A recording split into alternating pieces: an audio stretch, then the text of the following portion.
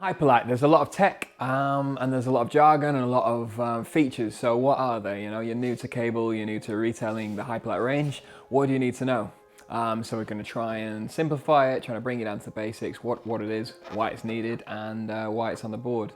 First up, the base. So you'll see a lot of different base materials. You know, mostly now we're using sintered base.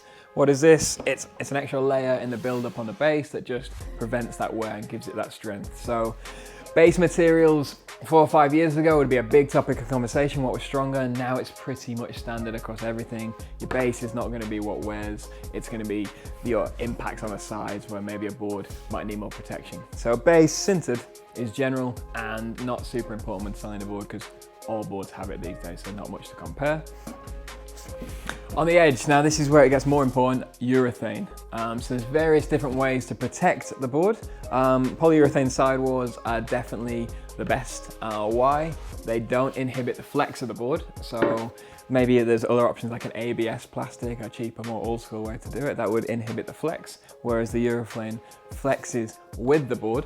And so sidewall protection is probably the most important part of a cable board these days. Why? Because when you mess it up, when you hit the obstacle, when you don't get your approach right, that's where your ding will go.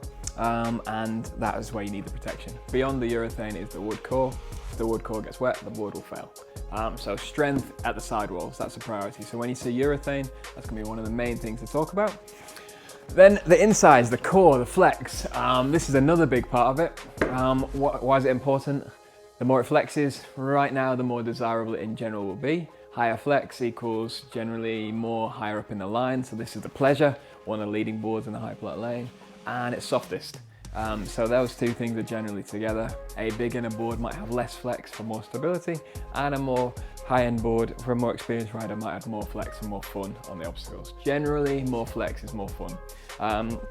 So what are the cores made of? Hyperlite have the Woodlite core. This is a Polonium wood core, so more wood is more of an organic flex. Then as you head further down the line into the, for example, the Wizard stick, that has an E core, so basically a thicker, tougher, but less flexible core. And so that's the cores. On the boat boards, a traditional board, you'd have a foam. So a traditional board construction would be foam, a more modern cable board construction would be wood, and you might get a hybrid between the two in the mid-range or for a specific reason. Something like the Wishbone has a torsional flex system here, so there is variations on the theme, but generally wood for better flex, and that's the way it will go for most of the cable line. What else do we have? Channels on the base.